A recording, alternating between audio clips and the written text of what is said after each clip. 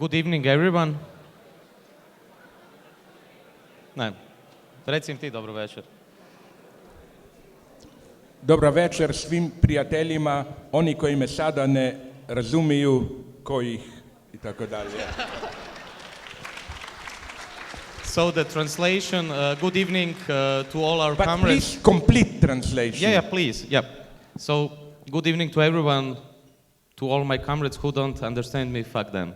Yeah, Is it a correct translation? more or less, yeah. So what can I say? Welcome to the 6th Subversive Festival, and thanks for being with us for 6 years. Thanks for everyone in this hall for being with us, or to the new people, thanks again. There is no need to present Slavoj into detail, but I should mention that just 2 books were published during his visit to Croatia again. The first one is published by Meandar, it's Gledanje iz Kosa. And the second one is The Year of Dreaming Dangerously, published by Fraktura. But the topic of today's lecture is, I think, for all of you, much more interesting. It's called Love as a Political Category.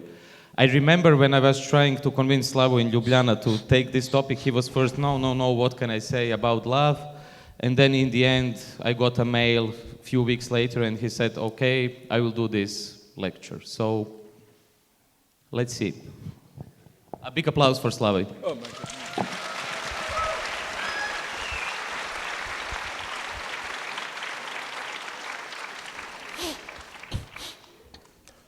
I hope you will not be disappointed, because this time I will not do with any political interventions. It will really be about the concept of love, how can it be used politically. First, a quote. If all else perished and he remained, I should still continue to be. And if all else remained and he were annihilated, the universe would turn to a mighty stranger. I should not seem a part of it. End of quote. This is how, in Emily Bronte's Wuthering Heights, Katie characterizes her relation to Heathcliff and provides a succinct definition of the unconditional erotic love. There is an unmistakable dimension of terror at work here. Think about the ecstatic trance of Tristan and Isolde, ready to obliterate the entire social reality in their immersion into the night of deadly enjoyment. Now, I could go on here about erotic love, because I sincerely think that, in contrast to our youth, the youth of those who are already old here, when, to fight for sexual freedom was experienced as liberating, and even monogamous love was considered or dismissed as a bourgeois convention, and so on. I think that today, more and more, love, simply passionate love, is emerging as something dangerous and precisely subversing.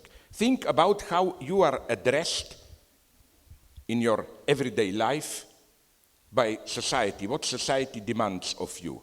It's basically a kind of slightly spiritual pseudo-Buddhist hedonism. Ideology is telling you, be faithful to yourself, realize your true potentials, and experiment with your life, try all different options, don't fixate yourself on a certain stable identities, life is dynamic, fluid, and so on and so on. And I claim within this economy, not only is stable love, passionate love, emerging as an obstacle to your authentic development, but even the crucial dimension of love is gradually disappearing. What is love? As Alain Badiou, our good friend, who wasn't able to come here, put it in his wonderful book, In Praise of Love, there is always something traumatic, extremely violent in love. Love is a permanent emergency state. You fall in love, And it's crucial that in English and in French we use this expression, to fall in love. You lose control. It's really, I claim that love, the experience of passionate love, is the most elementary metaphysical experience. It's a Platonic experience.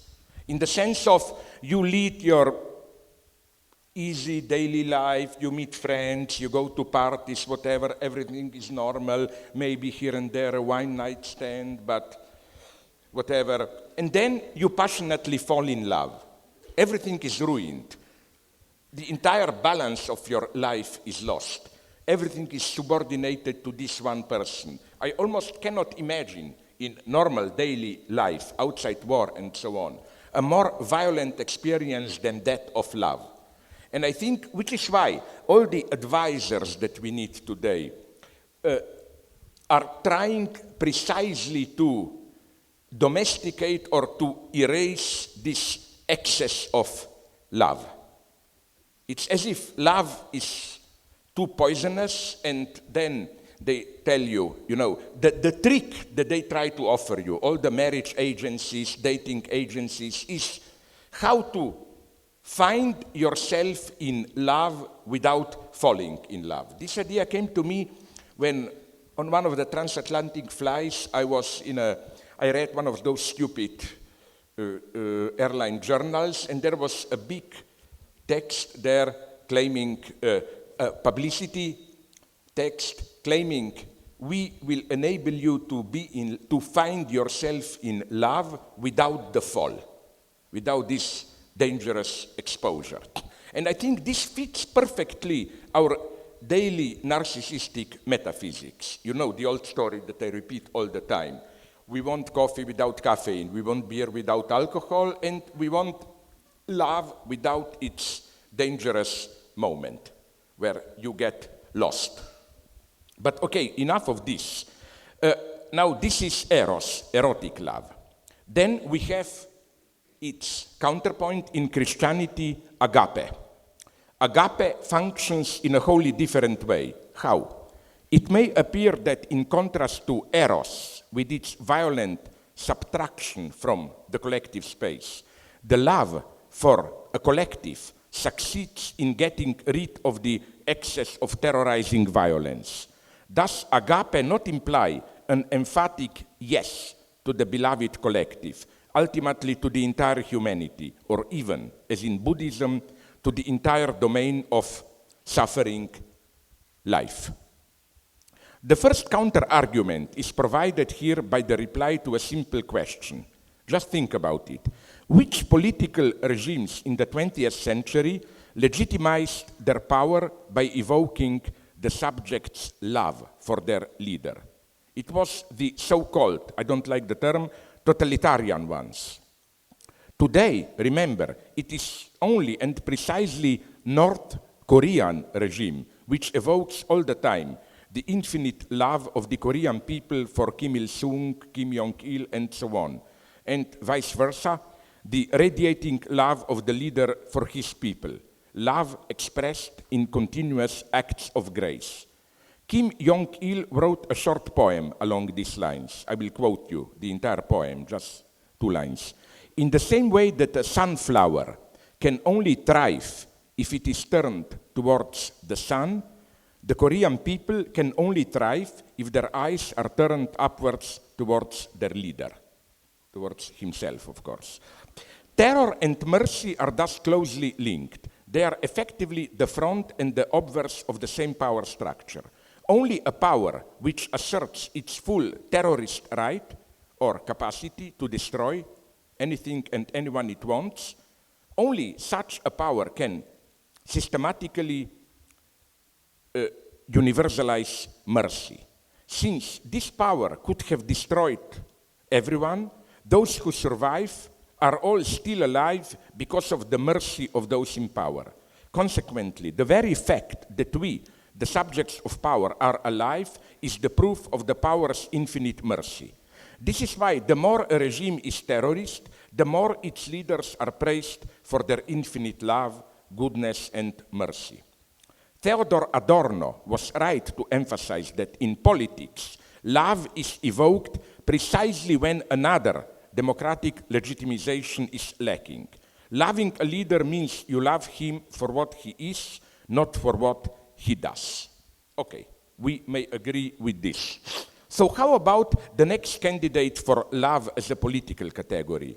The so-called Oriental spirituality, Buddhism, with its, or so we are told, more gentle, balanced, holistic, ecological approach. You know all the stories about how, say, when digging up earth for the foundation of a house, Tibetan Buddhists are careful not to kill any worms and so on. In the whole of the last 150 years, Japan's rapid industrialization and militarization, with the ethics of discipline and sacrifice, was sustained by the large majority of Zen Buddhist thinkers. Who today knows that Daisetsu Teitaro Suzuki himself, the high guru of Zen in the United States of the 1960s, supported in his youth in Japan of the 1930s, the spirit of utter discipline and militaristic expansion. There is no contradiction here, no manipulative perversion of some authentic, compassionate insight. The attitude of total immersion into the selfless now of the instant, the so-called Buddhist enlightenment, in which all reflexive distance is lost, in short, in which absolute discipline coincides with total spontaneity, perfectly legitimizes our subordination to the militaristic social machine. It's quite interesting to read this, to read Buddhist texts on war, where they claim that openly for ordinary people who don't have time to meditate for years, the best shortcut towards overcoming your false self and reaching nirvana, satori, however we call it, is total subordination to the military discipline.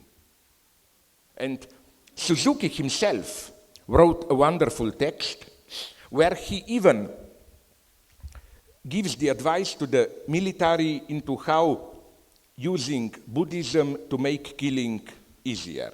He says, if I persist in my everyday attitude of false belief that I have a self which is the free agent of its acts, then let us say I have to kill one of you. Then this is difficult because you are here, I see it, I look into your eyes, I find it difficult, should I stab the knife into you? I feel responsible.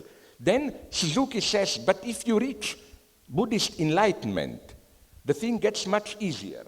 You no longer believe in your autonomous self, you perceive yourself as just a void, an anonymous, impassive observer of life around you, where phenomena simply are engaged in their cosmic dance, which is a totally neutral process. And from this distance, as Suzuki puts it, you simply observe your knife in a cosmic dance of phenomena hitting the eye or the throat of your enemy and so on.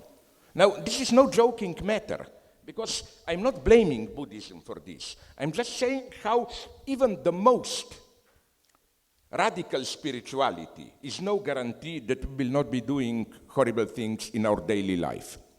So again, what this means is that the Buddhist all-encompassing compassion has to be opposed to the Christian, intolerant, violent love. I want to praise the Christian love, although Christians would probably lynch me for what I will say now.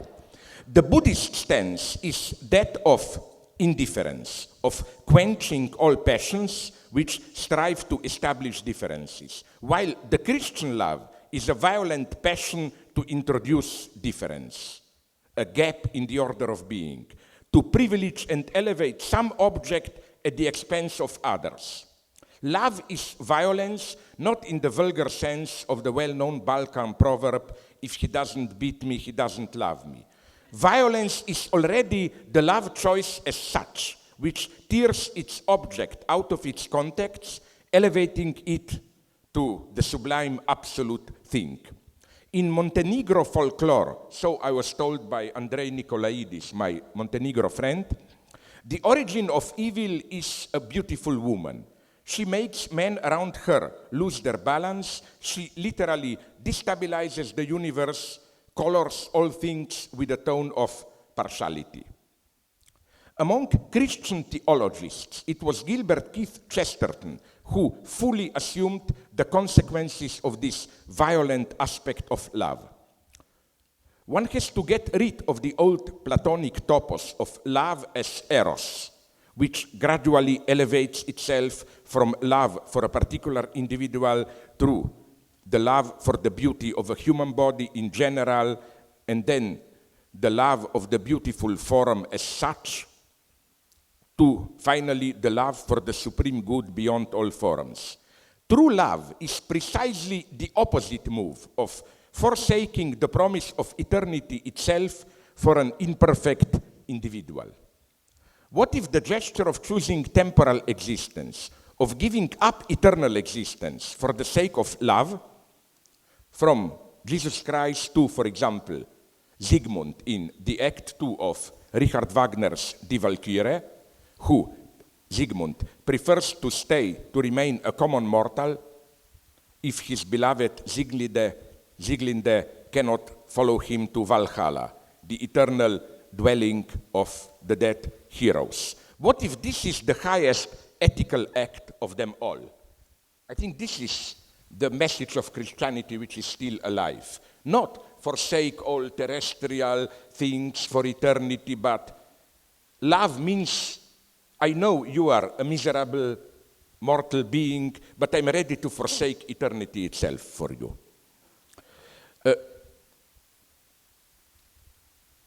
Based on this insight, Chesterton rejected the fashionable claim about the alleged spiritual identity of Buddhism and Christianity. Here is a well-known, I want to repeat it, quote from Chesterton, from his Orthodoxy, quote, "Love desires personality, therefore love desires division. It is the instinct of Christianity to be glad that God has broken the universe into little pieces. This is the intellectual abyss between Buddhism and Christianity. That for the Buddhist, personality is the fall of man. For the Christian, it is the purpose of God, the whole point of his cosmic idea. The world soul of the Theosophists or Buddhists asks man to love it only in order that man may throw himself into it. But the divine center of Christianity actually threw man out of it in order that we might love it. All modern philosophies are chains which connect and fetter. Christianity is a sword which separates and sets free. No other philosophy makes God actually rejoice in the separation of the universe into different living souls." End of quote. A tremendous violence thus dwells in the very heart of the Christian notion of love for one's neighbor. The violence which finds its most direct expression in a series of Christ's disturbing statements. Here are some of these passages from Gospels. Just listen to them. You may be surprised what you find in Gospels. Christ saying, talking all the time, "Do not think that I came to bring peace on the earth. I did not come to bring peace, but a sword. For I came to set a man against his father, a daughter against her mother, a daughter-in-law against her mother-in-law, and man's enemies will be the members of his household. He who loves father or mother more than me is not worthy of me, and he who loves son or daughter more than me is not worthy of me." Next quote. "If anyone comes to me and does not hate his own father and mother and wife and children and brothers and sisters, yes, and even his own life, he cannot be my disciple." Next quote, the best one, I think. "Perhaps people think that I have come to cast peace upon the world. They do not know that I have come to cast conflicts upon the earth. Fire, sword, war. For there will be fire in a house.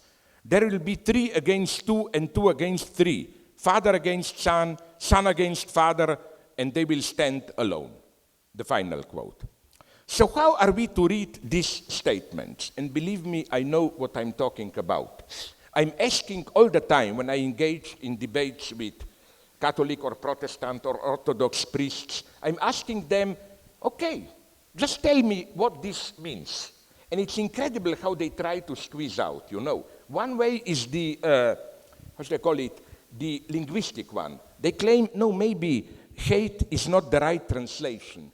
That Christ just wanted to say, if you love some other people more than me, not to hate them. I claim this is a blasphemy for a true Christian. Christ, God appears here then as a stupid, jealous guy, you know. You can love others, but be sure that you love me more. That's an obscenity. Or the best answer was given to me by a Polish priest in Warsaw during a debate.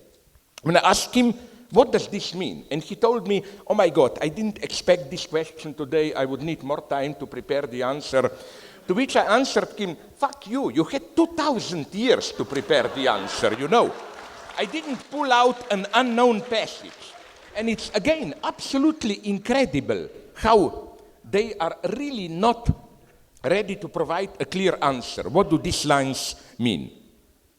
To put it in a somewhat simplified way, there are two basic attitudes discernible in the history of religions. On the one hand, there is the pagan cosmos, the divine hierarchical order of cosmic principles, which, when copied onto society, gives the image of a congruent edifice in which each member is at its own place.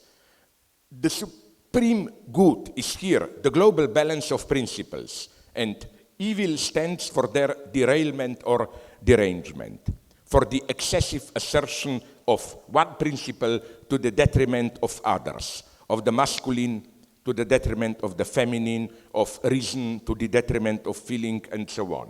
The cosmic balance is then re-established through the work of justice, which, with inexorable necessity, sets things straight again by crushing the derailed element. With regard to the social body, an individual is good when he or she acts in accordance with his special place within the social edifice, when he respects nature, which provides food and shelter, when he shows respect for his superiors, when he takes care of his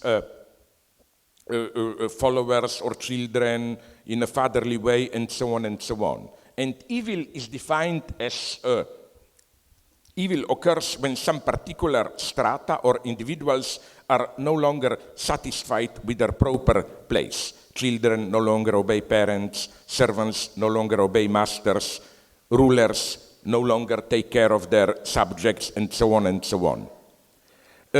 I think that this is the ethics which even now is re-emerging often in the guise of some New Age wisdom. It's called so-called holistic approach, you know. Every element should remain at its proper place, evil is imbalance, and so on and so on. I claim that Christianity does precisely the opposite. Christianity introduces into the global balanced order a principle totally foreign to it, a principle that, measured by the standards of a traditional cosmology, cannot but appear as a monstrous distortion. The principle according to which each individual has an immediate access to the universality. In Christianity, the universality of the Holy Spirit, or today, the universality of human rights, freedoms, and so on. I can participate in this universal dimension directly, irrespective of my special place within the global social order. So do Christ's scandalous words, which I quoted, not point in the same direction? Here, of course, we are not dealing with a simple, brutal hatred demanded by a cruel and jealous God. When Christ says, if you don't hate your father and mother, you cannot be my follower, I think the point is not that you should simply hate them as living beings. I think that it's in a very simple way you can resolve this dilemma. Father, mother, and so on, here stand or condense the entire hierarchic social order, the network of relations of domination, subordination, and so on. So that the hatred Christ mentions is simply the hatred of established social hierarchy. You are my follower if, instead of functioning as a part of social hierarchic order, you see as your true home, as it were, Holy Spirit, an unconditionally egalitarian community. Or, as St. Paul put it, it is love that enjoins us to unplug from our social community into which we were born, so that, you know the passage, there are neither men nor women, neither Jews nor Greeks. This is, I think, the very, I'm simplifying it, of course, but nonetheless, the very core of the Christian insight for me. God dies. Christ dies. At the same time, the Father dies. All that survives is Holy Spirit, which is the first name of the Communist Party, as we know. An radically egalitarian society which violently opposes social hierarchy, an immediate violent assertion of universal equality. And it is against this Christian background that we should read Che Guevara's well-known statement on revolutionary love, a quote from Che Guevara.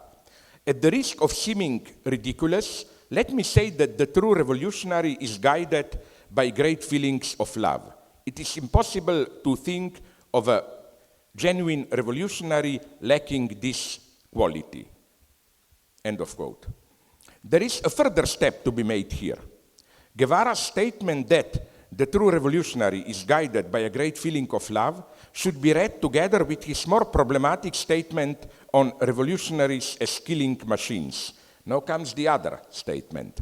Hatred is an element of struggle, relentless hatred of the enemy that impels us over and beyond the natural limitations of man and transforms us into effective, violent, selective, and cold-killing machines. That's the other quote. These two apparently opposite stances are united in Che Guevara's well-known motto. One must endure, become hard, toughen oneself without losing tenderness. End of quote.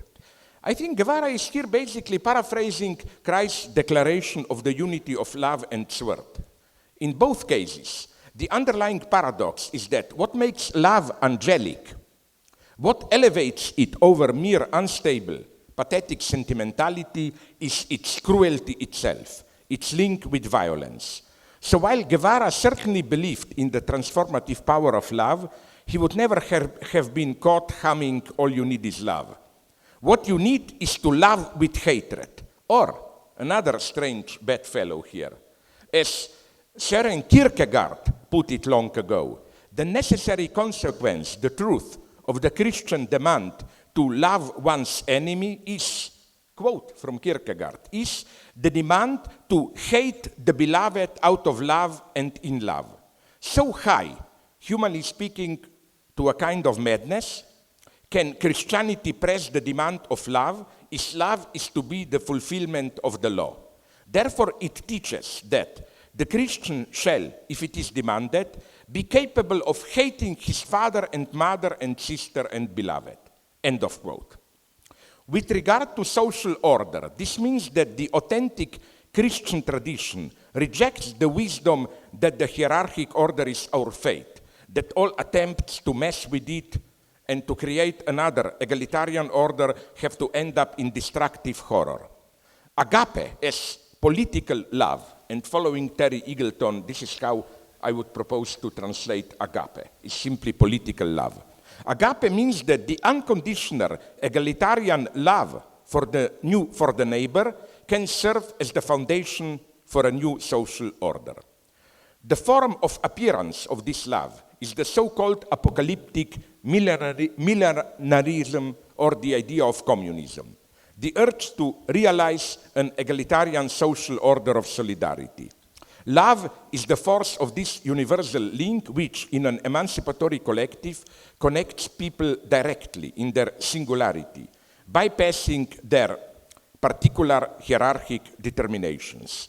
Terror is terror out of love for the universal singular others against the particular. This terror names exactly the same as the work of love. So my reproach to the fundamentalist terrorists, Islamist or Christian, should be that precisely they are not terrorists in the right way, that they shirk from authentic terror of the work of love. Now you will be saying, am I crazy? What distinguishes this from a murderous terrorist who kills but claiming I'm killing you because of your eternal soul, and so on and so on?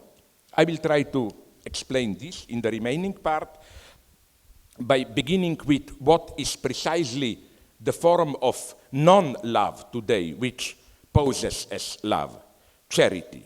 One, again, of the names and practices of non-love today.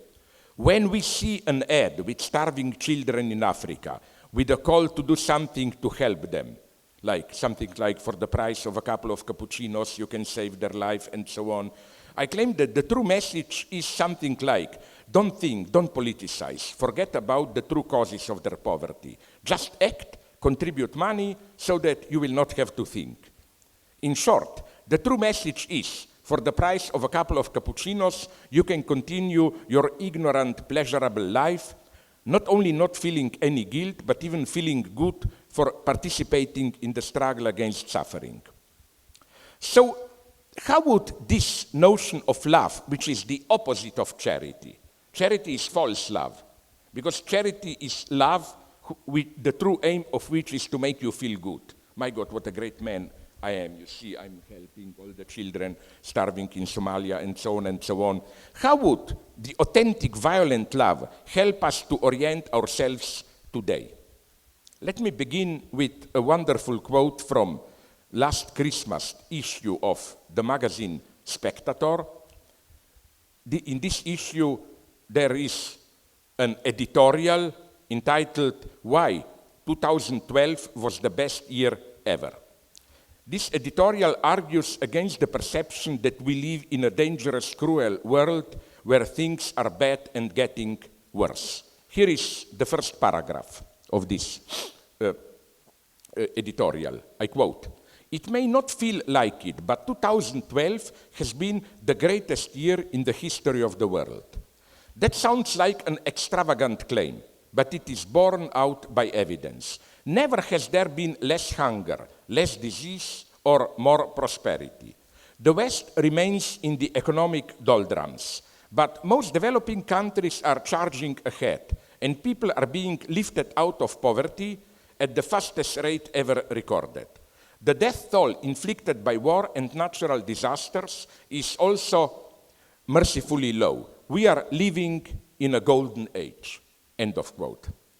Now, the first thing to add here, even if why not? I always like to concede to the devil what belongs to the devil. Even many things are true in this statement. But the first thing to add is that people rebel not when things are really bad, but when their expectations are disappointed. French Revolution took place after the king and the nobles were for decades gradually losing their full hold on power. The 1956 anti-communist revolt in Hungary exploded after Imre Nagy, the reformist prime minister later shot by the Soviets, was already prime minister for 2 years. And after relatively free debates among intellectuals were allowed. Even a closer example, people rebelled in Egypt in 2011 because there was some minimal economic progress under Mubarak, given rise to a whole class of educated young people who participated in the universal digital culture. And this is why the Chinese communists are right to be in panic, precisely because on average, Chinese are now living considerably better than 40 years ago. But the social antagonisms between the newly rich and the rest exploded, plus expectations are much higher. That's the problem with development and progress. They are always uneven, They give birth to new instabilities and antagonisms. They generate new expectations which cannot be met. In Tunisia or Egypt, just prior to the Arab Spring, the majority probably lived a little bit better than decades ago. But the standard by which they measured their insatisfaction was much higher. So, yes, the Spectator is in principle right, claiming that we live in a golden era. But the very facts that Spectator emphasizes are creating conditions for revolt and rebellion. So again, what rebellion? There is a more down-to-earth version of this claim of Spectator, which I often hear in mass media, especially when I visit non-European countries. They laugh at me and they say, crisis. What crisis are you talking about? Look at the BRIC countries, Poland, South Korea, Singapore, Peru, even many sub-Saharan African states. They are all progressing. The losers are only West Europe and, up to a point, the United States. So we are not dealing with a global crisis, but just with the shift of the dynamics of progress away from the West. Is a portent symbol of this shift, not the fact that recently many people from Portugal, a country in deep crisis, are returning to Mozambique and Angola, ex-colonies of Portugal, but this time as economic immigrants, not as colonizers. So what if our much decried crisis is a mere local crisis in an overall progress?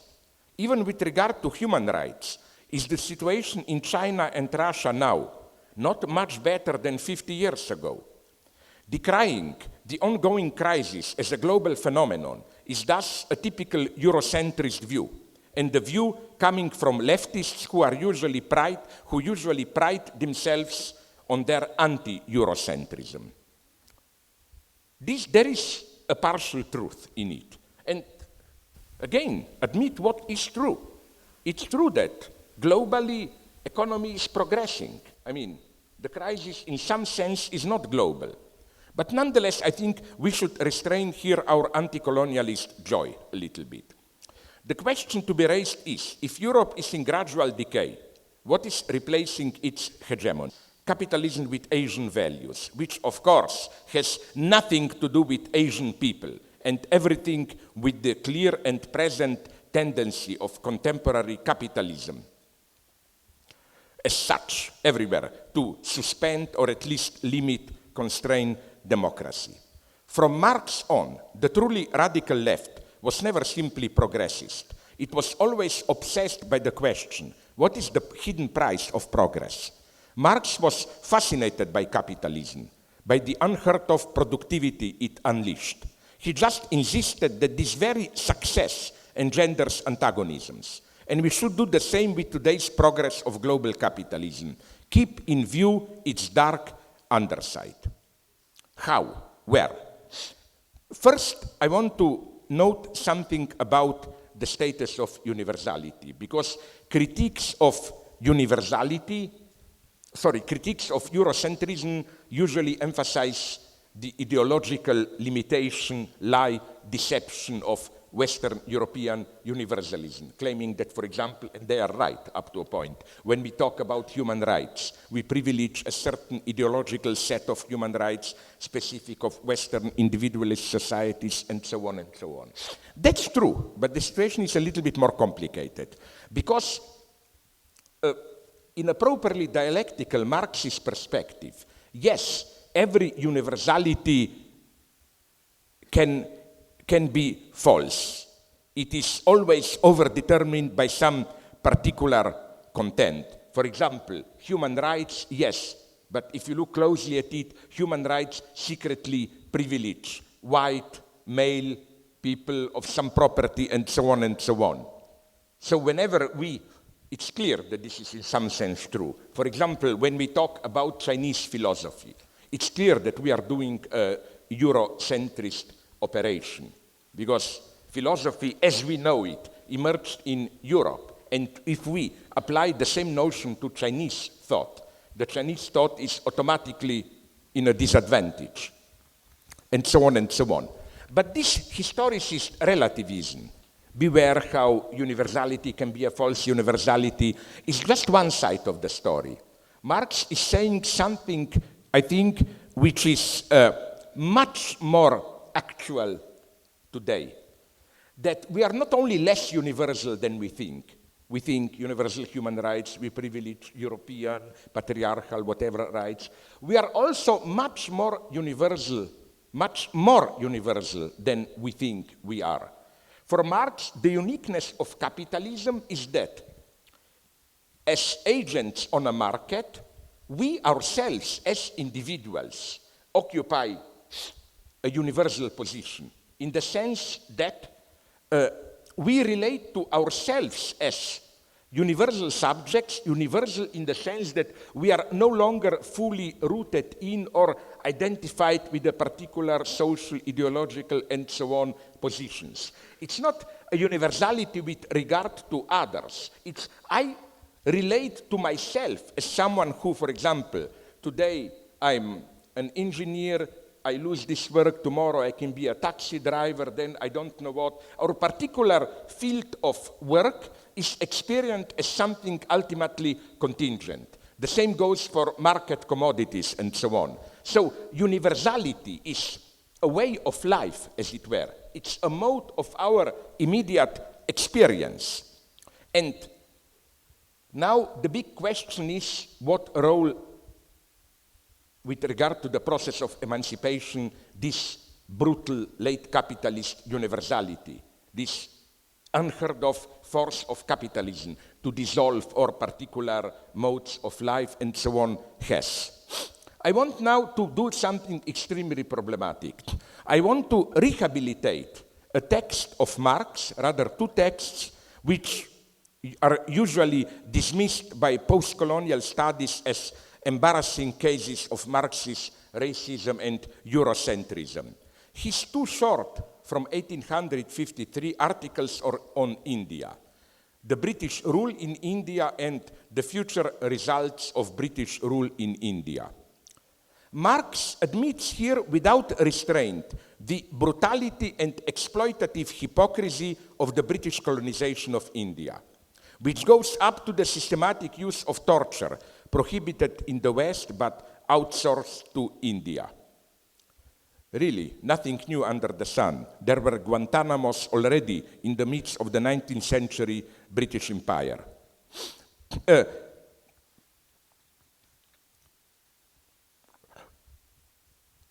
The quote from Marx, "The profound hypocrisy and inherent barbarism of bourgeois civilization lies unveiled before our eyes, turning from its home where it assumes respectable forms to the colonies where it goes naked." End of quote.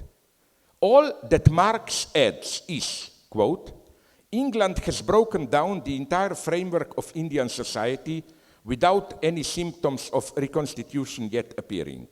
This loss of its old world, with no gain of a new one, imparts a particular kind of melancholy to the present misery of the Hindu, and separates Hindustan, ruled by Britain, from all its ancient traditions, and from the whole of its past history. England, it is true, is causing a social revolution in Hindustan, a revolution which was actuated only by the vilest interests and was stupid in her manner of enforcing this interest. But that is not the question. The question is, can mankind fulfill its destiny without a fundamental revolution in the social state of Asia? If not, whatever may have been the crime of England, England was the unconscious tool of history in bringing about the revolution. Now, this is the Marx usually attacked. One should not dismiss here the talk of the unconscious tool of history. Marx is not a naive teleologist claiming, the British brutal exploitation of India was a tool of some higher historical reason which made it an instrument of future progress, and so on and so on. All Marx claims is that the British colonization of India unintendedly created conditions for the double liberation of India. from the constraints of its own traditions as well as from colonization itself. And there is even an empirical proof of this. Do you know that the British they were intelligent enough, the British colonizers, they knew that if they allow their colonization to simply dissolve traditional ideological, social Indian edifice, castes, and so on, that this may create revolutionary upheavals in India. So it's interesting to notice how, from the very beginning of their colonialist critics' claim, British colonizers wanted us to lose our tradition and to impose Western standards. No, on the contrary, they put hard work into re-establishing some kind of resuscitating old, stable, value, ideological, religious systems which would keep India a stable, inert society ready to be exploited. For example, the ultimate Indian ideological textbook, The Loss of Manu, a pretty terrifying book, a detailed justification of caste system with detailed descriptions what, where to do. You know, I learned with surprise from my Indian friends that in 17th century at least this book was half forgotten. It was just lost in different transcriptions. It is in the earlier 19th century that the British colonizers re-established, resuscitated this book. So I claim in this sense, all this topic about respect for local cultures and so on was from the very beginning the crucial part of the process of colonization. British didn't want for the Indians to become like them. They want them in their inert traditional ways, and they even went as far as to praise immensely the superiority of their spirituality. The standard memoir of a British colonizer in India reads something like that. Yes, we may be richer materially, the British. Yes, we bring progress and industry to India. But when you see a simple yogi saint praising there, don't you feel how worthless we are? Don't you feel the infinite depth of that simple spirituality and so on and so on? I claim that this is absolutely crucial. You take this false respect from the other, from colonialism. You lose colonialism itself. What do we have to accept here? We have to accept that, a quote from another great dialectician, Richard Wagner, from his Parsifal, Die Wunde schließt der Speer nur, der sie schlug. The wound can only be healed by the very spear that smote it. That is to say, we should insist on what Marx insists, on this radical, brutal, but radical ambiguity of colonization. That is to say, that it is the very power of social disintegration unleashed by colonization. All traditional forms of identity, traditional ethical mores dissolve and so on, which at the same time opens up the space for liberation, also for anti-colonial liberation. What do we mean by this? Let me give you another example from India itself. When I was there 2 years ago, I got into a heated debate with some Indian cultural theorists who complained about the fact that they had to use English language as their expression. They claimed this is already a form of cultural colonization which censors our true identity. They claim, can you see how strong colonization is even now when we try to formulate our project of liberation from colonialism, we have to do it in the language of the colonizers. This was a quote from one of them. We have to speak in an imposed foreign language to express our innermost identity. And does this not put us in a position of radical alienation? Even our resistance to colonization has to be formulated in the language of the colonizer. My answer to this was, yes, but this imposition of English, a foreign language, created the very X, unknown quantity, which is oppressed by it. That is to say, and this was my message, and it's typical what happened to me. I was shocked how. This message was received differently among my partners in debate there, but in strict correlation to the social status. The top Brahmin intellectuals shouted at me as colonizer, blah, blah. The Dalits, the untouchables, immediately accepted it. Namely, my message was, it's true, when you are forced to speak a foreign language, you feel deprived of the very core of your identity. But my thesis is here a much more radical one. It is that which you feel deprived of is a specter engendered by this very colonial imposition of a foreign language. In other words, it's a very refined dialectical paradox. If some of you are philosophers, Hegel uses a wonderful term, der absoluter Gegenstoß, the absolute recoil counterpunch for this. How? The very loss, in a properly dialectical notion of history, the very loss of something creates the lost dimension.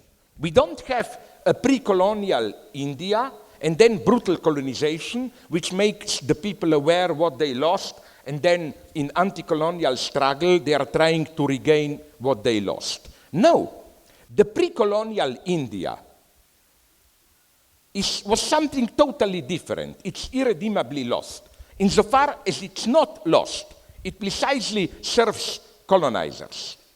This new dimension that you are craving for example, in the case of India, a new, modern, democratic India, the very program of decolonization is something engendered by colonization itself as a reaction to it. Another example to make this clear. You know, he is one of my heroes, Malcolm X, the great American, a little bit more violent than Martin Luther King, fighter for black rights. You know why he has chosen this no family name, but just X? X, unknown quantity, instead of I don't know what family name. Of course, at an immediate level, he wanted to emphasize how the blacks, by being torn out of their African ancestral homes, that they are deprived of their roots. But the program of Malcolm X was not, so let's return to those roots. But X means, what if we grasp this very void into which our enslavement put us? The fact that we don't have any genuine tradition to rely on, that we have to, as it were, collectively reinvent our identity as a unique opportunity of freedom. And it's also clear that he followed this line. At the end, we may debate it if he was right. He found the new universalist frame in Islam.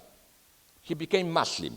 So he had no dreams about returning to origins. If you want further proofs of what I'm saying, never forget in South Africa that it was the greatness of African National Congress that they absolutely resisted all the bullshit about returning to some authentic African roots.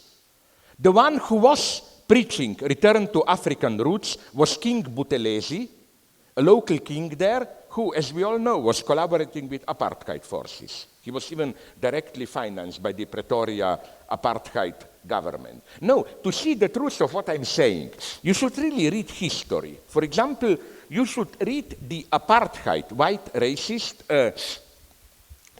justification of, well, apartheid system. It was not we whites are more. Of course, it was this de facto, but the justification was something like, what a precious difference of cultures we have here. We have Bushman, Hottentot, this, that. If we allow them, if we give them equality in the modern sense, all these precious spiritual traditions, all we get lost in our vulgar Western, mechanical, imperialist, non-holistic, whatever civilization. The idea was strictly, of course, a fake multiculturalism, but nonetheless a multiculturalism. And again, the greatness of Mandela and so on was always to insist, no, we should beat the white people at their own field by being more universal than they are. And so again, back to, sorry, where are we? Yes, back to India, I think that the solution is not to look for some lost British identity, but it's a crazy paradoxical solution, but accepted by Dalits and so on. To see decolonization as a welcome chance of getting rid of old rules, and to take the fact that India is lacking now, is being deprived of their proper tradition, again, as a chance of achieving a much more open, egalitarian, democratic society. And believe me or not, Western conservatives are becoming aware of it. For example, I read a wonderful complaint by an American conservative linguist who says, we shouldn't be too glad about the primacy of English language, because he says, and he was right, that the language, the English language, which is now becoming lingua franca, is no longer the old English of true British people, but it is an English spoken by Indian merchants in Bombay, by Singapore bankers, and so on and so on. The English itself as universal language is being stolen from British people themselves. So again, this is what I see as the core of Marxist insight. I don't believe in anti-colonial resistance on behalf of any return to some primordial lost roots and so on and so on. If anything, we should advocate an even further universalization, further loss of our local or whatever roots. Next point, and now I'm approaching the end, I want to make very briefly, is that what does this mean, again, for us, concretely, today? There is a certain, how should I call it, paradigm which unites many modern, or not so modern, philosophers. Let's call it Hölderlin paradigm. By Hölderlin, I mean Friedrich Hölderlin, the great German poet whose best-known hit line, as you know, is "Wo das Gefahr ist, wächst das Rettende auch." Where the danger is, grows also what can save us. The idea is that our epoch is the epoch of extreme danger, extreme alienation for Marx, or loss of our roots in global technology for Heidegger, but at this point of extreme loss is also the opportunity for what Heidegger calls die Kehre, for the reversal. You know, when things are lost, there is a chance of reversal. For example, the whole eschatology of Marx is based on this. Capitalism is utter alienation. Workers are totally deprived of all of the substantial objective conditions of their work, but this very deprivation liberates them from all particular roots, creates them as universal subject who may reappropriate the universal substance. My final thesis is that I think we should resist this paradigm of we are at the moment of kairos, you know, dangerous time, the very limit, everything is almost lost, but maybe there is a chance in this total enslavement for total liberation, whatever. I think on the opposite, that Hegel, our situation is much closer to that experienced by Hegel. We had a revolution. For Hegel, it was the French Revolution. For us, the communist attempts of the 20th century and other attempts. And it's obvious, although Hegel's critique of French Revolution is a complex matter, but it's obvious that things went terribly wrong in Stalinism and so on, or for Hegel in the French Revolutionary Terror and so on.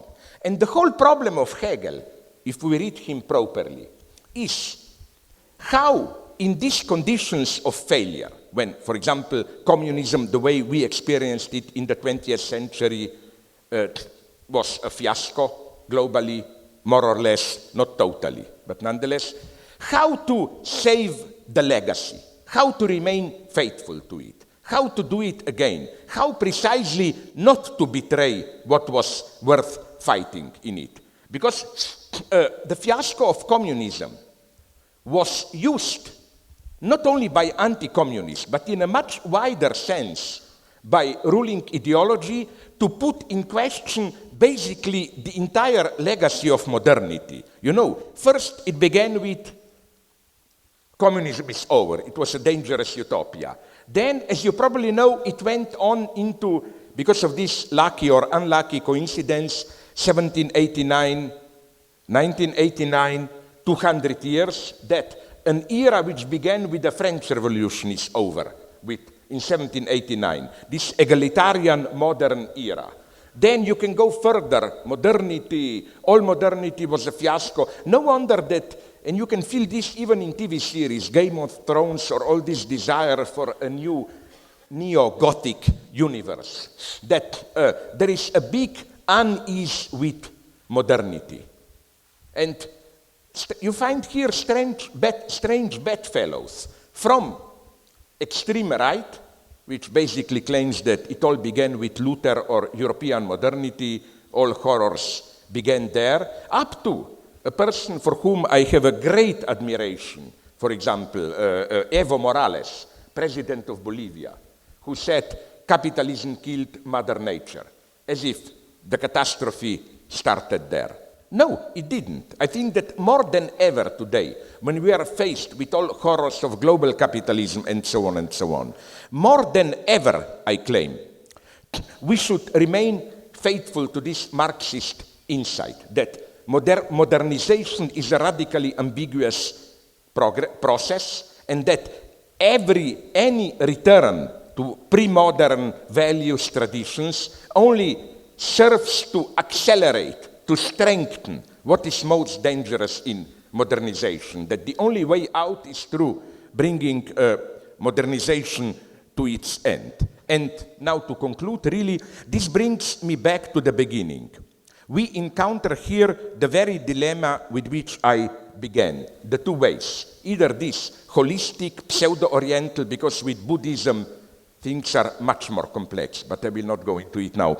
This idea of holistic, global harmony, universal compassion, which will close the wound of modernity, or to accept that the wound itself, by wound I mean this cut of modernity, violent interruption of traditional order by modern universalism, beginning with Christianity and so on, or that this is our only salvation. Since there were no dirty jokes, I would nonetheless like to begin with to end with a very dirty joke that I heard, believe it or not, in Ramallah from a Palestinian Christian. They are wonderful people, sense of humor. He told me this joke about Jesus Christ. The night before Jesus was arrested and crucified, he was there praying alone in the tent. Jesus Christ, his followers, apostles, gathered around the tent and started to worry. Like, Christ was still a virgin. He didn't have sex. And they say, my God, our Lord did so much to us, so many great things, and he will die tomorrow, being crucified without any joy and happiness. So why don't we make at least the last evening of Jesus Christ, why don't we bring some joy to him? So they call Mary Magdalene and ask her to go to the tent where Christ is resting and to seduce him. Of course, being who she was, Mary said, oh, with pleasure, and went there. Now, after 5 minutes, Mary Magdalene came out running with a totally horrified cry. And apostles were wondering, what happened there, my God? Is Christ secretly a pervert? Did he torture her or what? No, she explains. Everything went well at the beginning. I slowly undressed, I spread my legs, I showed to Christ my pussy, but then catastrophe started. He said, what a terrible wound is there. He put his hand in and healed it, made it whole, no? I am... So beware of the people too intent on healing other people's wounds. I claim in exactly the same way, if today's advocates of anti-Eurocentrism were to find themselves in actual pre-colonial reality, they would have undoubtedly uttered the same terrific scream as Mary Magdalene did. There is no way back. We have to play to the end the game of, or whatever we call it, of modernist project. I think this is the greatest temptation today, precisely, even if it's called anti-imperialism. I am totally against imperialism. I just think we should never forget that anti-imperialism is also a very much misused word. Remember that when they started to fight the British and so on, Germans and Japanese fascists were regularly using the term anti-imperialism and so on and so on. You know, I'm against imperialism, but I am not ready to sacrifice the legacy of European modernity. Precisely that passionate model of love, agape, universal love, love which is not the wisdom of keeping a distance, but fully falling into it, full engagement, losing oneself without reserve. For me, wisdom is not all that Star Wars pseudo-oriental bullshit, you know. Don't attach yourself too much to worldly object. No, attach yourself to the end to a worldly object. That's the only way out for me, with all the risks this involves. Thank you very much.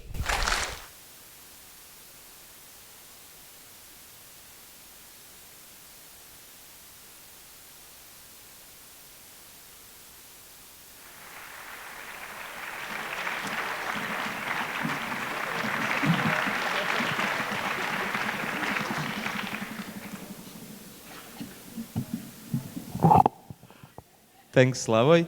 What can I say after the joke with Magdalena? We have, I think, enough time. You deserve it because the talk was boring.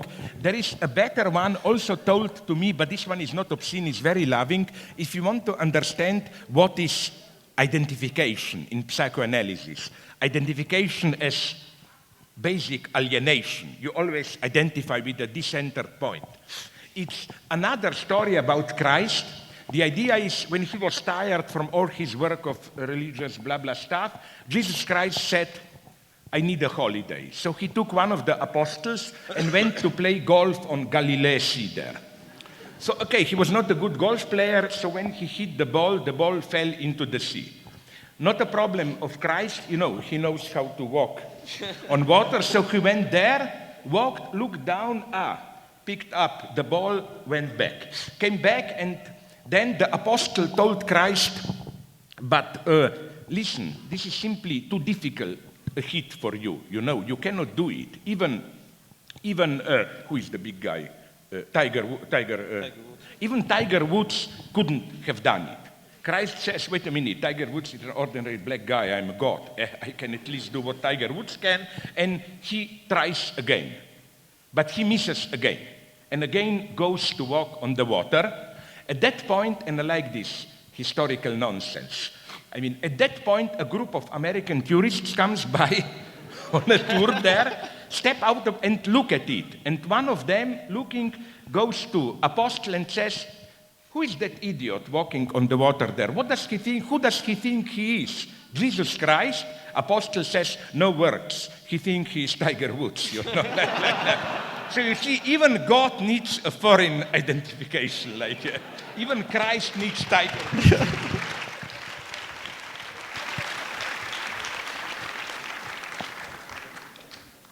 Questions?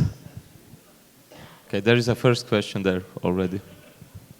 The question is pretty short and simple. Yesterday you said that you do not want to be mobilized politically longer than 2 months in order to, I don't know, be able to do your philosophy. Are you ready to be in love longer than 2 months? It's a really good question. That's a good question. If we were to live in a real democratic, socialist, Stalinist society, this would be the last question you would ask, and tomorrow the question would have been, who was the last one to see you alive? No, quite seriously, let me answer like this. In matters of love, it may sound stupid and shocking, but yes, I know it's difficult, but miracles do happen. By miracle, I mean love which lasts for life. For example, there was a French ecologist, social theorist whom we know. I'm sure that if he were to be still alive, he would be here with us today. How do you pronounce Andre Gortz? You know, he wrote, I forgot the title, A Wonderful. Letter to D. Yeah, is it translated? No, it's in English. Letter to D. Yeah, it's an incredible book. When he was a young guy, immediately after the war, he fell passionately in love. He was Austrian Jew living in France with a British girl who was also in France. And for 58 years, they were absolutely in love. And at the end, when she was dying of cancer, when she was approaching the end, he killed herself with her together. It's an incredibly touching, simple story. I'm not saying this happens regularly, but the miracle of love happens. And I think even that I'm absolutely not saying anything conservative here. I'm saying something very even leftist, revolutionary. It's on the contrary, as I hinted at the beginning, the mass media propaganda who try to convince us, you know, everything is changing, you have to experience life. No, I don't do it. When I find the right woman, the right person, I don't want to experience too much other life.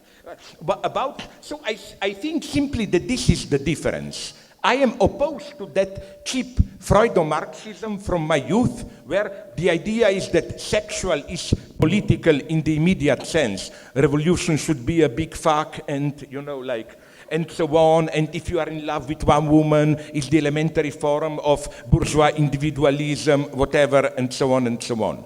No, as to politics, first, I wouldn't say that what I was targeting at when I said I don't want to be for more than 2 weeks politically engaged fully, that I didn't target agape love. What I target is this, a certain dismissal of ordinary people that I find here. I spoke with many leftists, sincere leftists, who said, look how easily people are corrupted. You offer them something, after 2-3 months they get tired of mobilization. But wait a minute, can we even... I found nothing dismissive or cheap or corruptive in the fact that an ordinary person wants his peaceful, decent life and so on and so on. I'm not ready to betray this as some form of alienation or whatever. That was only my point. That not that nothing can be changed at that everyday level, but that on the contrary, the only changes which truly count are those changes at the very everyday level.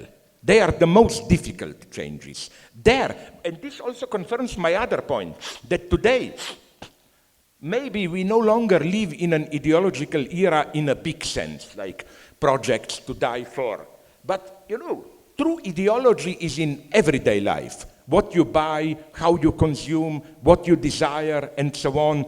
There, a change there. This is what Alexis, who is now back in Greece, was telling us before when he says that what is happening now in Greece, it's not just a political change. It is something at the level of everyday ethics that is changing. So, to answer briefly and unambiguously to your question, I think that here precisely we get a difference between erotic love passion and political passion. Political passion is temporarily limited. Erotic, if it's authentic, it's not. I'm here absolutely romantic. I think that even if it doesn't actually last forever, I still am for divorce and so on. Myself having some practice in it. But even if it doesn't last, when you engage, it should be, how should I put it, within the prospect of eternity. When you are authentic, you cannot be authentically in love and already counting, let's say that no, we are in love. And that, you know, like, do you think, shall we say 2 months, 3 months, then we will have to rethink it or what? It's over. Even if it's an illusion, it's a structural illusion, it must be the prospect of eternity. So I have a question. You obviously divorced several times. Why do you marry again and again? I will end up in Gulag, I know. You will disappear much faster than him. No? You won't answer. No, I mean, we remember the old... Don't you have that point in American Constitution that those who were accused of being communists in the witch hunt, that the Fifth Amendment, no? I refuse to answer this question because the answer may incriminate me, no? Something along these lines. Okay, give us some political questions then. There is a question, yeah. Yeah. I'm trying to make some sense out of all of this mess I've just heard, but trying to connect the beginning and the end. Is it possible that communism as such failed because it was mostly tried in countries that were basically Christian, and with our understanding of love as it is kind of selfish, this is what exactly in some sense prevented the countries that tried communism to truly achieve it. As long as we, love one another instead of everyone, which should be as it is on the paper, but in reality it's not. Does this religious understanding of love prevent true communism from happening ever on planet Earth? Nice question. I like this question. No, seriously, in what precise sense? But nonetheless, I'm not sure that I agree with it. First, I wouldn't, it's very dangerous when we are talking about the causes of the obvious, at least general. I wouldn't say it was on all levels a total failure, but generally the failure of 20th century communism. It's a very dangerous game to engage in this cultural thinking because it was too Western, too Eastern. And I got this lesson wonderfully when I visited Russia. You know that European communists, even we, ex-Yugoslav communists, like to play this game.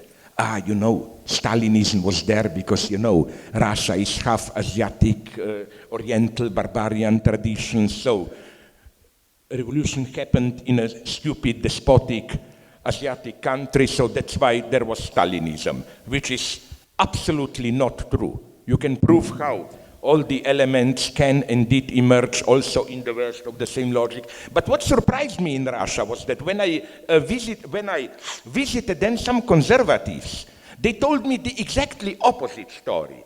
Russia was good, authoritarian but tolerant, organic, and then all the evil comes from the West, from violent Western modernizers. They draw a line from a little bit Ivan the Terrible, but then especially Peter the Great up to Stalin. So for them, communism was a Western rationalist, whatever, brutal imposition on. So, these games are dangerous, even when you say West, but wait a minute, in China, I don't think you exactly can call Mao a great Christian. But nonetheless, if you look at the victims of not so much cultural revolution, I concede that there was an authentic aspect in cultural revolution. But for example, the great leap forward of the late 50s, which was a brutal event beyond imagination.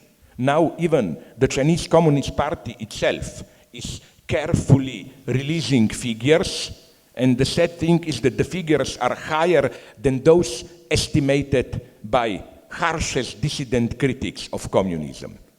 Dissident critics claim that 35 millions probably died from 58-9 till 61, the hunger following the Great Leap Forward.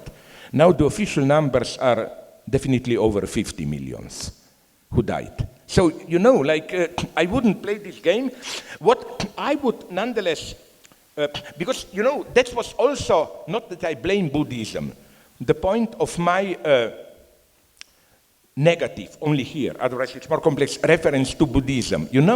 I don't see here any specific, I totally reject this idea that our Christianity has a more totalitarian character and so on, while Buddhism is more holistic, peaceful. Oh, no, you find extremely brutal regimes justified in Buddhist terminology also. As to universal love, now you touch the crucial point. I don't have time to go into it.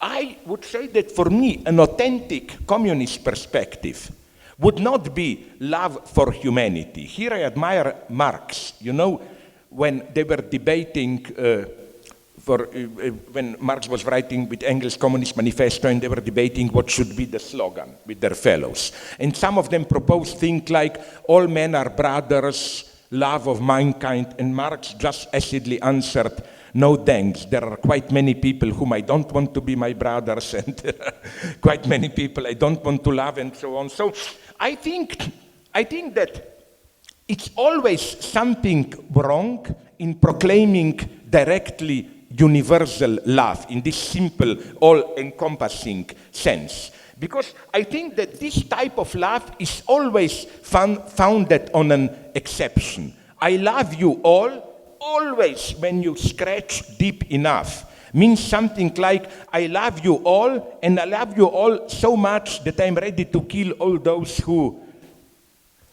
destroy, who undermine your universal welfare. For me, the ultimate example of this universal love is, do you remember the single most sublime scene for me from disintegration of communism in '89? In East Germany, DDR, you remember when the system was falling apart, there was one of the last sessions of the official, still communist, I think Volkskammer, People's Assembly, where he was already being attacked, but he tried to defend himself. Who he? Erich Mielke, the ultimate, the boss of Stasi, organizer of state terror, and so on. And then when people started to shout at him, look on YouTube, you find everywhere this clip. He looked surprised when people started to mock him. He said, aber ich liebe euch alle, but I love you all. I don't think this was hypocrisy. I mean, terror is for me always grounded in a false universal love. I think that authentic love is always, the majority of the people are stupid idiots, I'm ignorant, but maybe I love you, on you, just you. I much more believe in this particular exclusive love. Now you will say, what about agape that I was saying about? This is for me strictly love as a category of struggle. It's not love in the sense of I love you all. It's the sense of let's establish solidarity. The only universality that I admit today is the universality of struggle, which is why I hate this UNESCO idea, don't all human cultures have something in common? Then you end up with those absolutely boring UNESCO world reports, this culture is nice, that culture is nice. No, I think on the contrary, the only universality is we have here our problems. In Egypt, they have problems. In United, is there a common front of each of us fighting in our country against an enemy? That's love. That's love as a category of struggle, absolutely. Yanis Varoufakis has a question. Can I just add something very briefly? To avoid that I'm not advocating when I spoke about terror, physical violence. On the contrary, I think it can be nicely proven how all brutal violence done in the 20th century was, on the contrary, a sign of impotence only. This is what brought me so much trouble in the United States when I said to provoke people, the problem with Hitler was that he wasn't violent enough. That is to say, he killed millions, but why? Because he was afraid to really change social relations. His violence was not a heroic violence. Hitler's violence was, in Nietzsche's terms, a reactive violence, a protective violence. Even with Stalin, his single most violent act, probably, the forced collectivization in the late 20s, it was a clear act of despair in the sense of the violence unleashed there was an enactment of the utter failure to find a solution to how to include farmers into the process of socialism. It was just, and so you see my point. I think that brutal, direct physical violence is, as a rule, a sign of impotence. When you are really strong, you don't need physical violence. I thought you wanted to avoid Yanis Varoufakis' question, but you won't. Please. Slavoj, a most wonderful representation of the wondrous discontinuity which the act of falling in love is. But let me juxtapose it against another discontinuity, suicide, which is also a major break with the self. And I'm mentioning that in the context of your quotation from The Spectator, because as we speak, Foxconn, which produces our iPhones, has electrified the roof because of 720 suicides that happened by Chinese workers jumping off. At the same time, we know that in India, the number of farmers that have committed suicide, victims of genetically modified experiments with their crops by Monsanto and the rest. And these suicides, both in Foxconn and in India, which I'm just using paradigmatically here, go completely hand in hand with spectacular economic growth, because the farming communities that use these GM crops, statistically speaking, are booming, and so is Foxconn.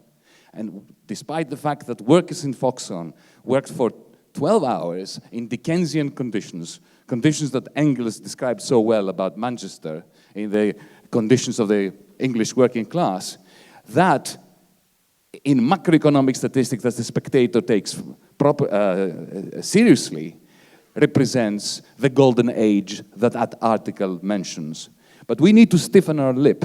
Besides saying what Engels was saying and what Marx was saying, that the Industrial Revolution and capitalism is wonderfully ambiguous in that it simultaneously and dialectically generates immense, unprecedented wealth and unheard of depravity and deprivation. Despite that, you are quite right to insist, and we are quite right to insist, that this is nevertheless a crisis of capitalism, even measured by GDP standards.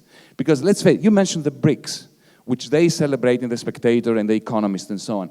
None of these countries are self-sustaining. All of them are net exporters, depending on the capacity of the Atlanticist states, on the one hand, the United States, on the other, Europe, to absorb those net exports. Neither Brazil nor China can maintain that growth. They are, in a sense, completely embroiled in the capitalist crisis which is unfolding in Europe and America. So we have a growth which is utterly corrupted by massive rises in human pain, and at the same time we have a growth which is not even sustaining in its own, by its own criteria. So you need to stiffen your lip a bit. Let me emphasize this, that I totally agree with you. Let me begin with things that you said about Foxconn, because I already wrote about it. I even didn't know about this detail, but already what I knew long ago about, 2 years about Foxconn, it's wonderful, wonderful in the terrifying sense. For example, do you know, I read in a report given to me by a Chinese friend, do you know that as a reaction to this suicide, Foxconn, it's a wonderful measure that Michel Foucault would have loved as biopolitics, moralization, that Foxconn now makes their employees, it's the condition of getting employed there, sign an anti-suicide pact, where you promise that you will not kill yourself. Okay, that's ridiculous, but now comes the better part.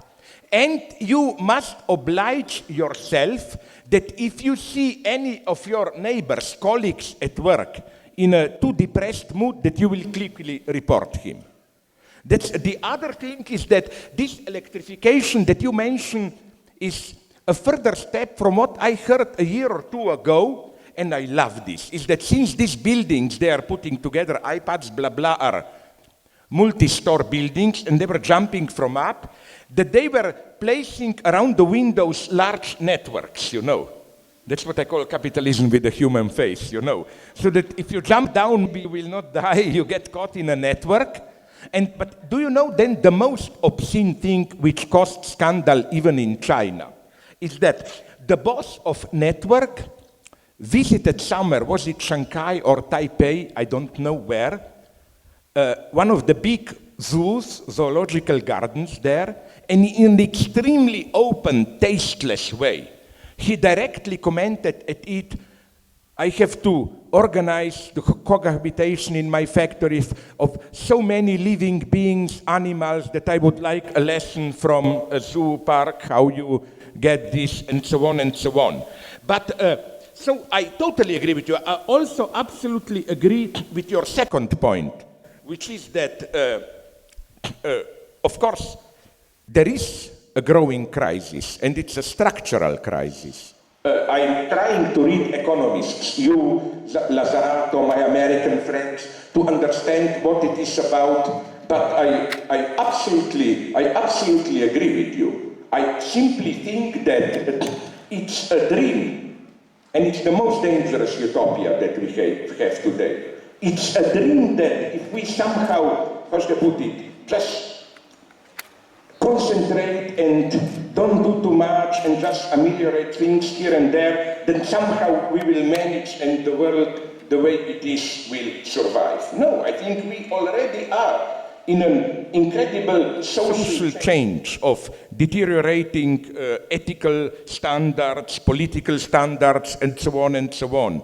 For example, what I always like to mention, are we aware what kind of ethical counter-revolution this is, that all of a sudden now, in a silent way, although there is some resistance, torture of political prisoners is silently became publicly acceptable, and so on and so on. So no, I think that it's not just that the system is going on. Things are changing. Things are changing. We are in the middle of the change, and as with all great changes, we are not even aware how things are changing. The only thing I maybe didn't quite get is, what do you mean by that, Stephen Lips? I agree with you. It's this terrifying impact and so on and so on.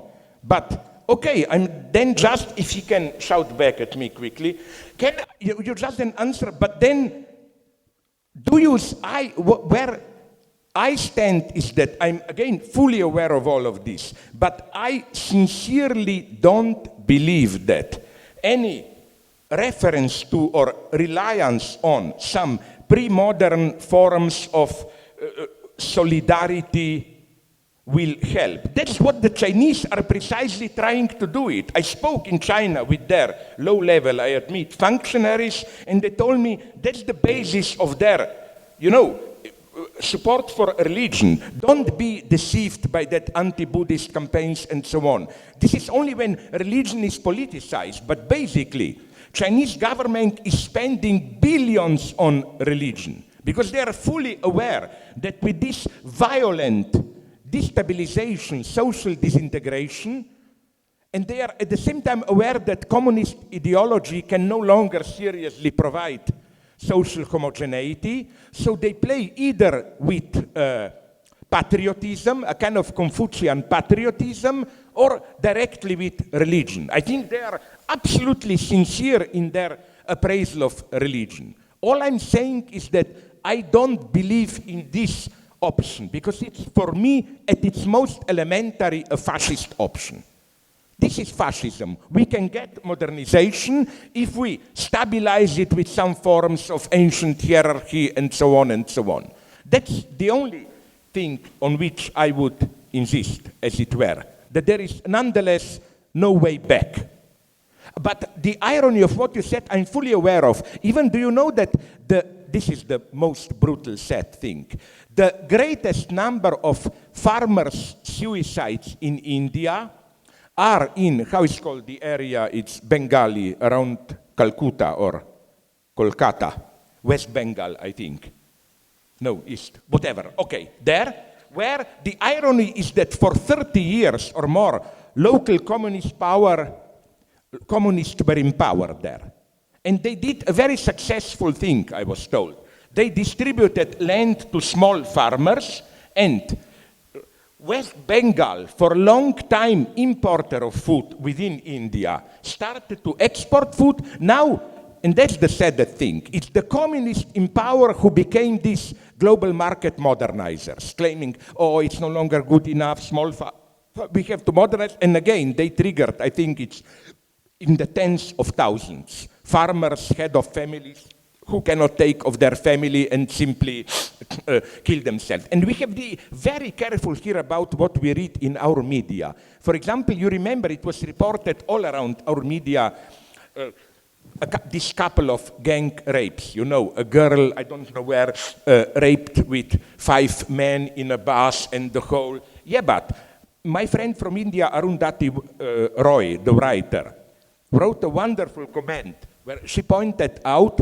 why was there such a universal outcry? Because the 5 rapists were poor lower class people. She wrote, if you are really horrified by it, my God, go to Bombay and look at the totally tolerated by those in power structure of their whorehouses, prostitution houses. It's a complicated network where regularly agents are sent to poor parts of India or Nepal, buying girls aged from 5, 6 years already, who are simply sold by poor farmers, and then they are either immediately used in bordellos or, even worse, kept as slaves reserved for rich customers and so on and so on. You know, when you have all that horror there and everyone knows it, it is a little bit hypocritical to focus so much on that rape. I mean, if you really worry about suffering of sexually abused women, just go to Bombay and look around a little bit in those. Well, since you asked, I'll just tell you very quickly. Yeah. When I said stiffen your lip, what I meant was, when we read articles like that from The Spectator, what we should say is, yes, you have a plethora of small truths, on which, however, you are building a scandalous lie, just like Joseph Goebbels has taught you. I totally agree here with you, and there are, okay, sorry. Here I totally agree with you, and this is a nice example of how ideology functions today, you know. It's in the selection, you don't even have to tell the truth and so on. And I think when you used Goebbels here, you used a wonderful example. Because, you know, I like to say this to shock my friends. For example, when you debate with a Nazi who is ferociously anti-Semitic, the Jews, you should never limit debate simply just to facts. Facts can be manipulated. For example, if a Nazi from late 30s in Germany tells you Jews are seducing our German girls, well, of course, probably, and I hope they did, some of them did it and so on. It's at least partially true. If they say Jews are exploiting German workers, where not all, but some of the Jews were rich and so on and so on. So you see, the point is not this. The moment you accept the debate at this point, you know, you are lost. So, but still, you know what's the problem for me of the left? It is nonetheless, and I ask you now, as an economist and so on, like, what, it's a stupid question, and it's the $1 million question, as in a TV show, because all of us are, where, in what do you see the solution? In a more socially controlled neo-Keynesian capitalism, in this, in this? Can you give us a general sense of orientation? Yeah, please give me. Yeah, but in like 5-10 seconds. Ha ha ha. Okay, in 2 sentences. Yeah. We need a Keynesian stabilization, just because the free fall is not revolutionary and it only helps the Nazis. The second question, once stabilization is achieved, that buys us breathing ground in order to dream dangerously about the good society.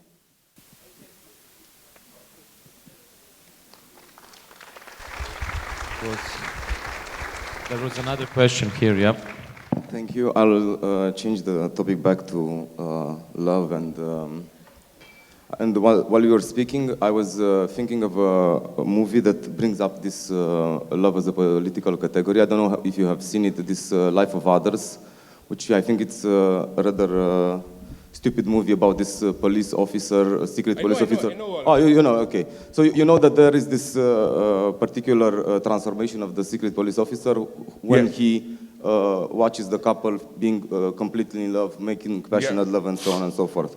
So basically, the message is that, okay, once you are exposed, even as an evil secret police officer, once you're exposed to this beautiful miracle of love, you transform yourself and you basically break with your institution and everyday life rules, and you turn good. And I was wondering, to what extent or where do you draw the line with your own theory of love from this bourgeois, or if you want modern bourgeois category of love, which is in itself also sort of, claiming universal and claiming this particular break with the mundane reality. So what is the particular gap that Nice question. First, I would say the Stasi officer, he doesn't fall in love. He falls with a certain, he's an observer. But now, if you permit me, we all know what we are talking about. Leben der Arne, Lives of Others, the well-known German film, blah, blah, got the Oscar and so on.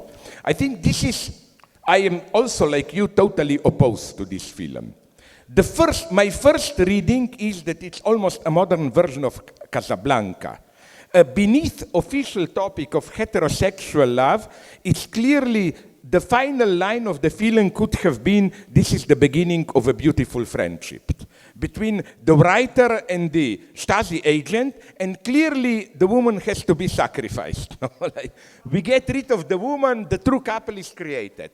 Second thing, the movie, that's the paradox. Although the author is ferociously anti-communist, and a friend of mine in Germany who knows the director even explained to me why. He comes with this complicated von Donner Schmack, I don't know what. He comes from East Prussian family, which never forgave the Soviets to take their castle from them. No? So this film is a personal revenge. But the irony is that the movie is not harsh enough against the horror of police rule. You know why not? What's the hypothesis of the woman? You know the story. Young, successful writer with a beautiful woman, some high political minister, even whatever functionary, falls in love with the woman, and he orders secret police to cover the husband totally, to discover something, so that he will get rid of the husband to have the woman. What a terrible falsification.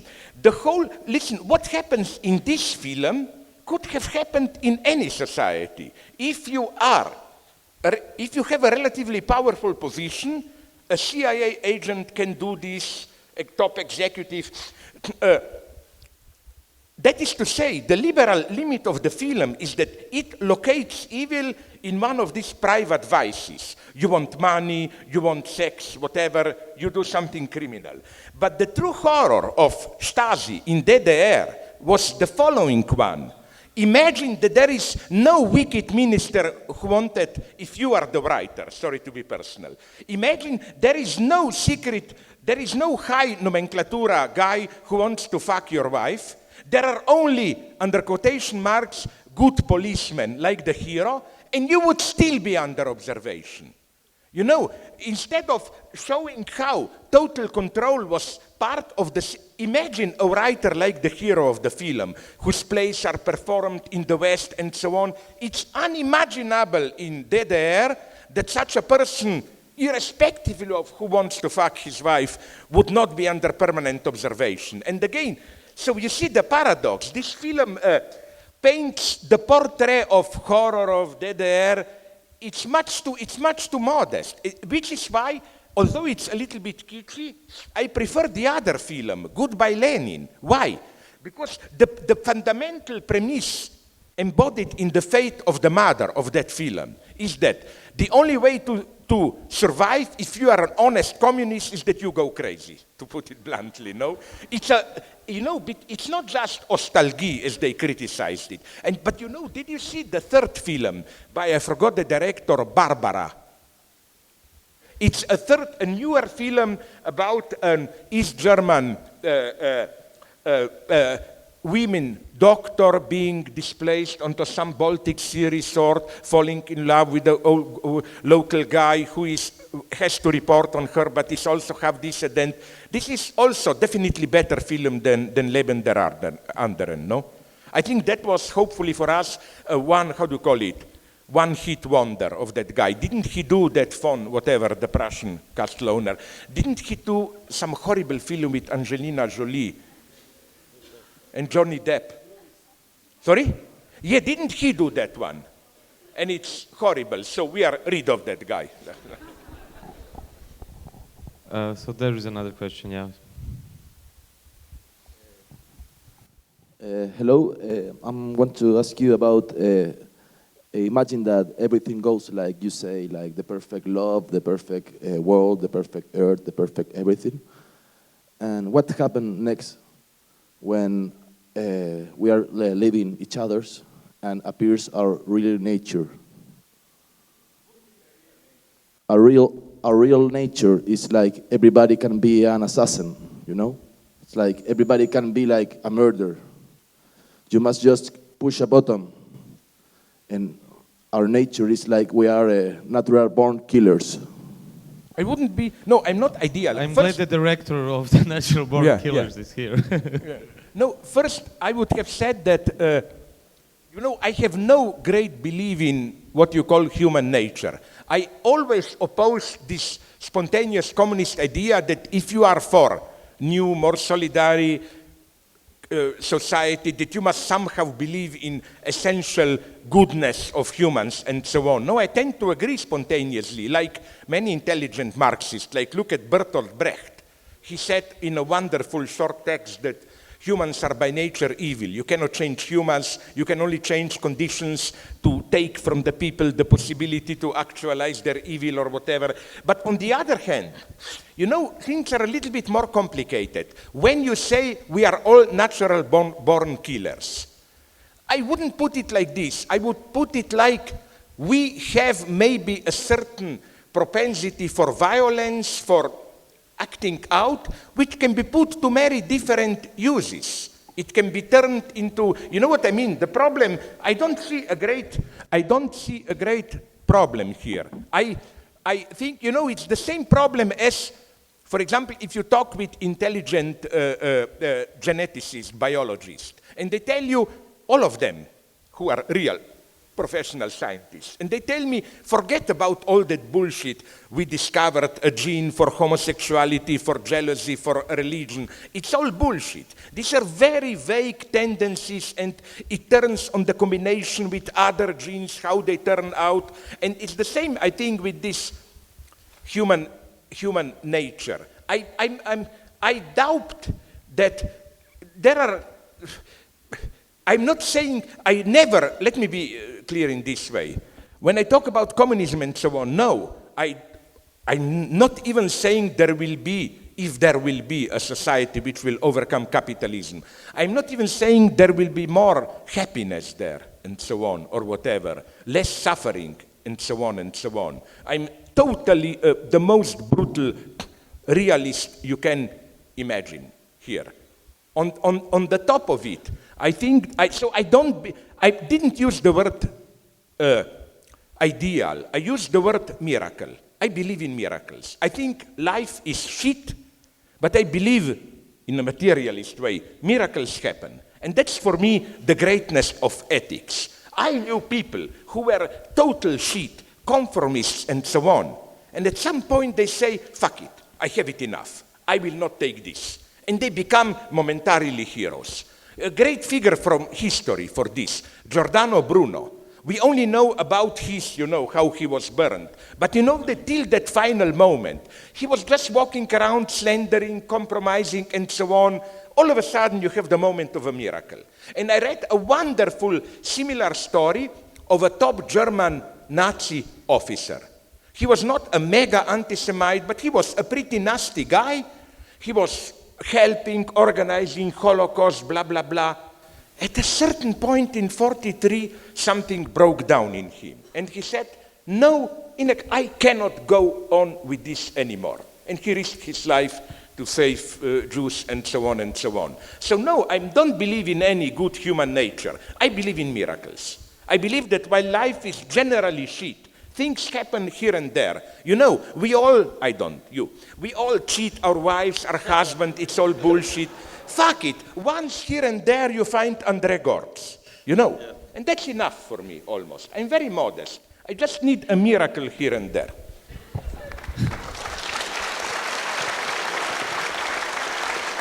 Can we stop it slowly? Yeah.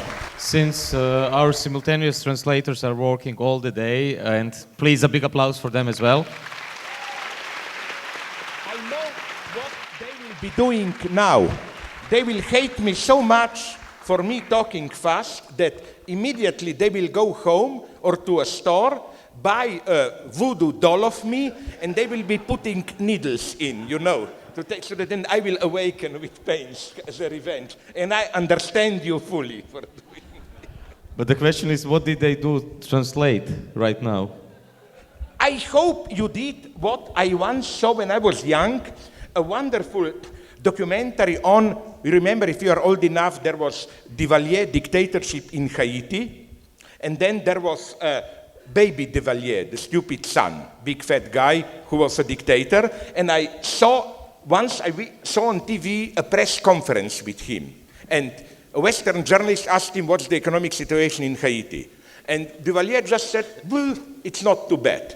And then the translator translated this in view of the recent stock exchange trendings and that theory and so on. I hope you did the opposite, no? I go on for 10 minutes and you say, he's just bullshitting, he doesn't have a good answer.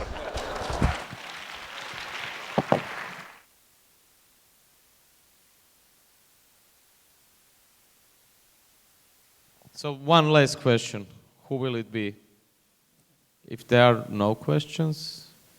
Now, I will be the pseudo-Buddhist or Heideggerian. If there are no questions, then you should listen to silence itself as the ultimate answer, and clap with one hand to it. Okay. Unfortunately, there is a question without There's silence. one brief question. I'll try to make it brief. It's about a book written by a young French historian and philosopher. I think her last name is Ducret. I bought that book for my mom's birthday, so I haven't read all of it, but I read the main part. Anyway, it's about, the main part is about Mussolini as such and Hitler, which really made quite an impression on me. My point is, they were major leaders. They were seen as strong characters. Il Duce, der Führer, and all that. Whilst when we read their letters to their mistresses, they were quite fragile, very unstable, and even there's a letter from Mussolini to one of his mistresses where he says that is so miserable, poor, that he doesn't know how to cope, how to manage without her. And that's this notion of love, and yet power, which reflects this lack of power in the Lacanian sense, we could say. And how would you comment that a person is on one side a great leader, and on the other side a very weak person, and has no friends, has numerous mistresses, and so on. But he's a person and has no self-confidence. But Okay, on the I other think we side, a got the great question. leader. No, I got it. Okay, I think I can give you a very brief and precise answer. What I don't believe in is that this intimate self-experience is some kind of a deeper truth about that person. I think that the truth is outside, in what Mussolini was doing. And I think that this self-image of a vulnerable, fragile person is precisely the lie he invented for himself to be able to do the horrors he was doing publicly out there. And this goes generally, I don't think that, because if you approach it in this way, it's not only Hitler and Mussolini. I'm absolutely sure that Stalin played and loved his daughter Svetlana and so on and so on. All dictators, or generally men, evil men, the more they are brutal, the more they need some private fetish when they can say, or for example, in managers, with big bank managers and so on, I think that the same role is played by private donations and charities. You know, you're a manager of a big bank, brutally destroying lives of 10,000. Then in the afternoon you say, but it's horrible what is happening in Somalia. Let me give 2% on my wealth to them. And you feel so good and you can tell yourself, you see, that's just business that I'm ruining hundreds of thousands. This is the true me, this fragile person who is ready to cry with you. This is it. So again, to put it very brutally, I think that we don't lie just to others. We lie especially to ourselves. And especially when we do horrible things, we need, as it were, a private myth, how we present ourselves to ourselves.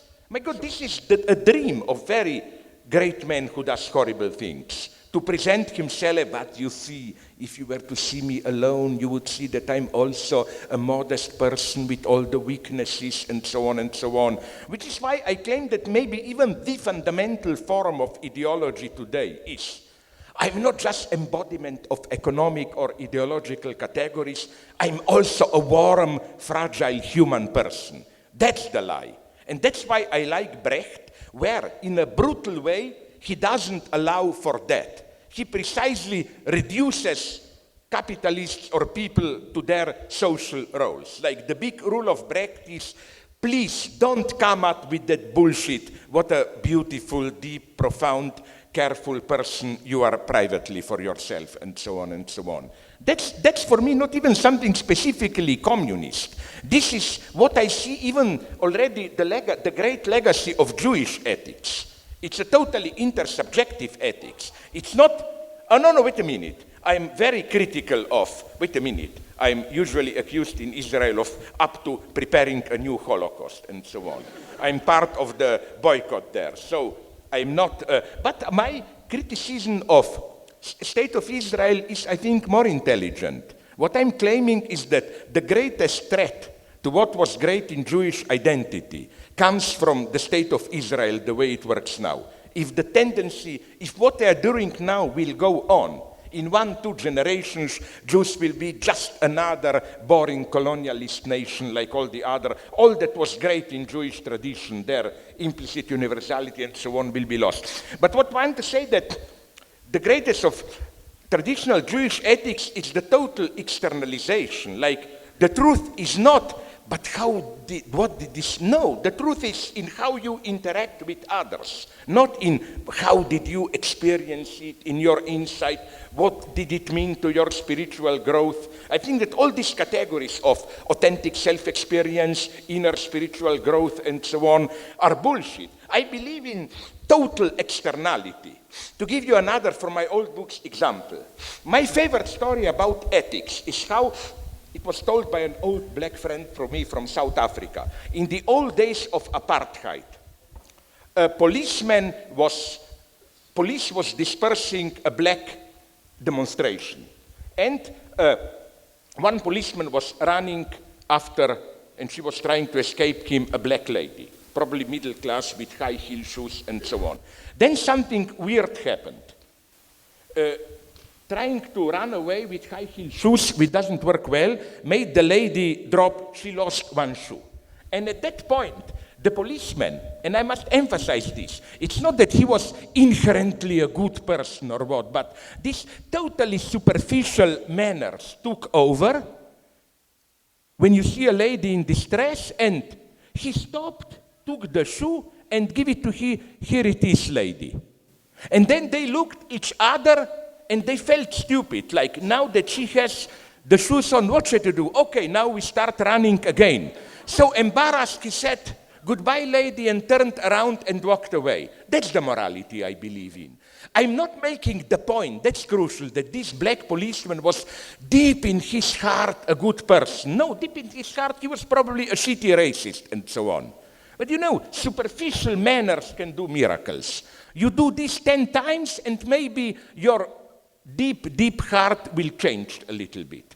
This is, for me, the greatest case of Mark Twain, I think, in Huck Finn.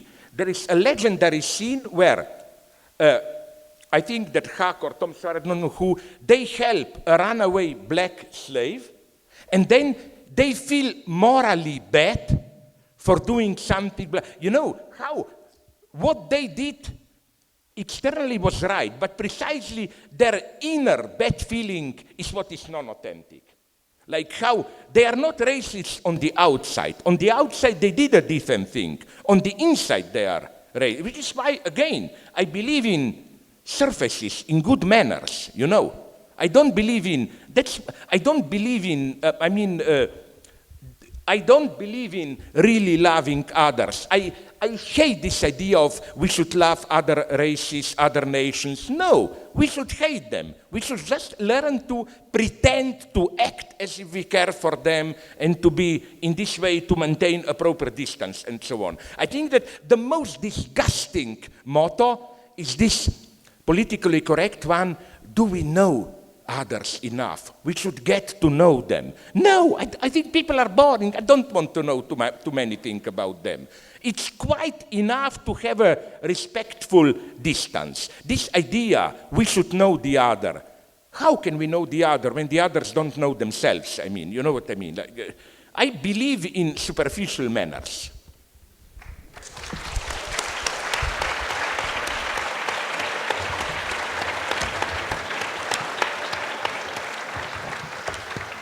I saw that the applause was not to Warren. It's okay. When we communists will take power, you will learn how to not more. Okay, a bigger applause, please. No.